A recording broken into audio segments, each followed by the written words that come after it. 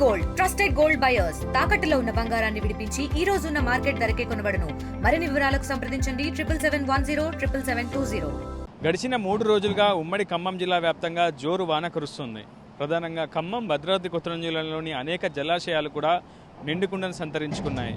భద్రాద్రి కొత్తగూడెం జిల్లాలోని పాల్వంచ కిన్నెరస అనే ప్రాజెక్టు నిండుకుండను తలపిస్తోంది. మరోవైపు ఛత్తీస్గఢ్లో కురుస్తున్న భారీ వర్షాలకు చర్ల తాలిపేరు ప్రాజెక్టుకు కూడా భారీగా వరద నీరు వచ్చి చేరుతుంది. దీంతో 12 గేట్లు ఎత్తివేసి దిగువకు 26,600 క్యూసెక్కుల వరద నీటిని దిగువకు తరలిస్తున్నారు. మరోవైపు ఖమ్మంలోని వైరా జలాశయం కూడా నిండుకుండను తలపిస్తుంది. మరికొద్దిసేపట్లోనే వైరా ప్రాజెక్టు కూడా అలుగుపారే అవకాశం ఉందని చెప్పి నీటిపారుదల శాఖ అధికారులు అంచనా వేస్తున్నారు. ప్రస్తుతం ఖమ్మం నగరంలోని మున్నేరు వద్ద కూడా వరద ఉధృతి క్రమక్రమంగా పెరుగుతున్నటువంటి పరిస్థితి కనిపిస్తుంది. ప్రస్తుతం నేను ఖమ్మం నగరంలోని ప్రకాష్ నగర్ వంతెన వద్ద ఉన్నాను. గత ఏడాది సంభవించినటువంటి వరదలు తీవ్రమైనటువంటి నష్టాన్ని తీసుకొచ్చాయనే చెప్పుకోవాలి. గత ఏడాది వరద విపత్తులకు సంబంధించినటువంటి అంశంలో కొంత అధికార యంత్రాంగం విఫలమైనప్పటికీ ఈసారి మళ్ళీ ఆ స్థాయిలో వరదలు సంభవించినా ఎటువంటి నష్టం వాటిల్లకుండా, ఎటువంటి ప్రాణం కావచ్చు ఆస్తి నష్టం సంభవించకుండా ముందస్తు జాగ్రత్తలు చేపడుతున్నారు. ఇప్పటికే ప్రభుత్వ శాఖల అధికారులు సమన్వయంతో పనిచేస్తున్నారు. ఖమ్మం జిల్లా కలెక్టర్ అనుదీప్ ఈ అంశంలో ప్రత్యేకమైనటువంటి దృష్టి సారించారని చెప్పుకోవాలి. ఖమ్మం జిల్లా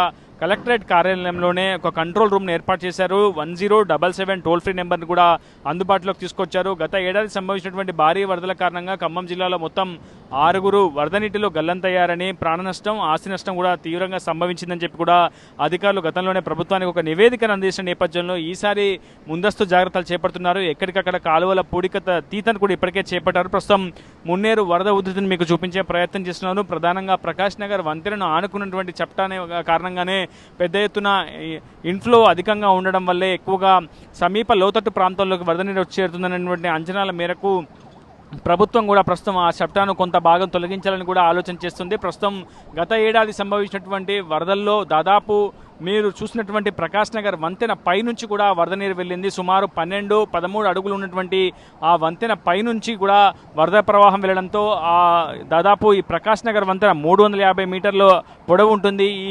ఈ వంతెనపై ఉన్నటువంటి 21 పిల్లర్లపై ఉన్నటువంటి 20 స్పాన్లు కూడా దాదాపు 15 స్పాన్లు పక్కకు ఒరిగినటువంటి పరిస్థితి కనిపిస్తుంది. బేరింగ్ల నుంచి పక్కకు జాలువారడంతో ఈ వంతెన కూడా గతంలో ప్రమాదంలో పడిందని చెప్పుకోవాలి. అయితే ప్రభుత్వం యుద్ధ ప్రాతిపదికన ఆ వంతెనను మళ్ళీ అందుబాటులోకి తీసుకొచ్చే ప్రయత్నం చేసింది. ఖమ్మం నుంచి హైదరాబాద్కు ఇతరత్ర ప్రాంతాలకు రాకపోకలు సాగించేందుకు ఖమ్మం నగరంలో ఉన్నటువంటి 3 ప్రధాన వంతెనలో ప్రకాష్ నగర్ వంతెన కూడా అత్యంత కీలకమైనటువంటి వంతెన కావచ్చు.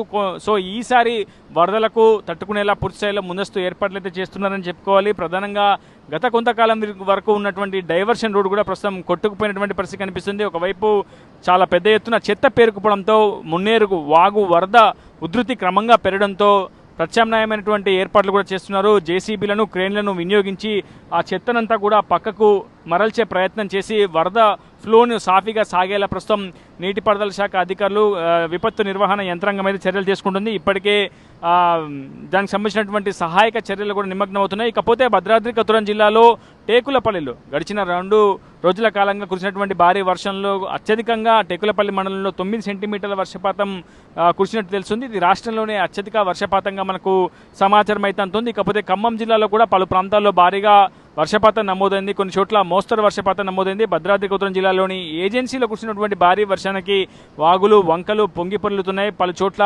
రహదారులన్నీ కూడా జలమయమయ్యాయి. ప్రధానంగా మనుగూరు పట్టణంలోని పలు కాలనీలు కూడా నీట మునిగినట్లు మనకు సమాచారం అందుతుంది. సహాయక చర్యలను ఇప్పటికే మనుగూరు పట్టణ ప్రభుత్వ అధికారులు కూడా సహాయక చర్యలు చేపట్టారు. పునరావాస చర్యలు కూడా చేపట్టారు. అనేక ప్రాంతాల్లో రిహాబిలిటేషన్ సెంటర్లు కూడా మళ్ళీ ఓపెన్ చేసినటువంటి పరిస్థితి. ఈసారి వరదకు సంబంధించినటువంటి విపత్తు సహాయక చర్యలలో తీసుకోవడంలో కొంత ప్రభుత్వం ముందస్తుగా దృష్టి మరల్చిందని చెప్పుకోవాలి. ఎందుకంటే గత ఏడాది సంభవించినటువంటి అనుభవాలను పరిగణలోకి తీసుకొని ఈసారి విపత్తు నిర్వహణ శాఖ మంత్రిగా ఉన్నటువంటి మంత్రి పొంగులేటి శ్రీనివాసరెడ్డి బాధ్యత నిర్వహించినటువంటి ఈ శాఖకు సంబంధించి ఈసారి ఎటువంటి ఫెయిల్యూర్స్ ఉండకుండా ముందస్తుగా జాగ్రత్త చర్యలు చేపడుతున్నారు.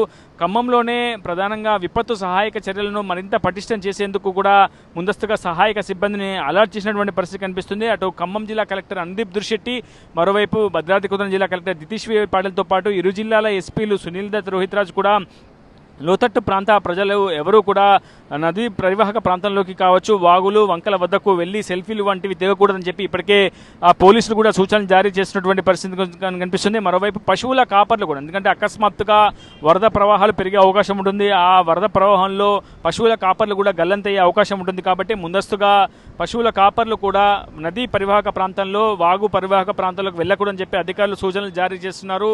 ఇప్పటికే గతంలో సంభవించినటువంటి వరదల నుంచి అనుభవాలను పరిగణలోకి తీసుకొని ఎప్పటికప్పుడు వరద ప్రవాహం ఎంతెంత పెరుగుతుంది, ప్రధానంగా మున్నేరుకు ఎగువ భాగంలో ఎంత వర్షపాతం నమోదవుతుంది, ఆ తర్వాత ఆకేరు నుంచి మున్నేరులోకి ఎంత వరద వచ్చి చేరుతుంది, బయ్యారం చెరువు నుంచి మున్నేరులోకి ఎంత వరద వచ్చి చేరుతుంది అనేది ఒక ప్రత్యేకమైనటువంటి గేజ్ రికార్డింగ్ కూడా ఇప్పటికే ప్రభుత్వ యంత్రాంగం ఏర్పరచుకున్నట్లు మనకు సమాచారం అవుతుంది. గత ప్రభుత్వం తీసుకున్నటువంటి అనుభవాలను పరిగణలోకి తీసుకొని ప్రస్తుతం ముందస్తుగా జాగ్రత్తలు చేపడుతున్నారని చెప్పుకోవాలి. ఉమ్మడి ఖమ్మం జిల్లా వ్యాప్తంగా భారీగా మోస్తరు వర్షపాతం నమోదు కావడం పట్ల రైతాంగం మాత్రం హర్షాతిరేకాలు వ్యక్తం చేసినటువంటి పరిస్థితి. మరోవైపు అనేక పరివాహక ప్రాంతాల్లో కూడా అలర్ట్ జారీ చేశారు. ఇప్పటికే అన్ని ప్రభుత్వ శాఖల అధికారులు కూడా వరద విపత్తు సహాయక చర్యలో నిమగ్నమైందని చెప్పుకోవాలి. ఎప్పుడు ఏ సూచికలు జారీ చేసినా వెంటనే వాటన్నింటినీ కూడా ఆయా సమీప పరివాహక ప్రాంత ప్రజలు పాటించాలని చెప్పి అధికార యంత్రాంగం గుర్తు చేస్తుంది. మరోవైపు భద్రాచలం వద్ద గోదావరి వరద ఉధృతి కూడా క్రమంగా పెరుగుతుంది. ప్రస్తుతం ఈరోజు ఉదయం 17 అడుగులకు మించి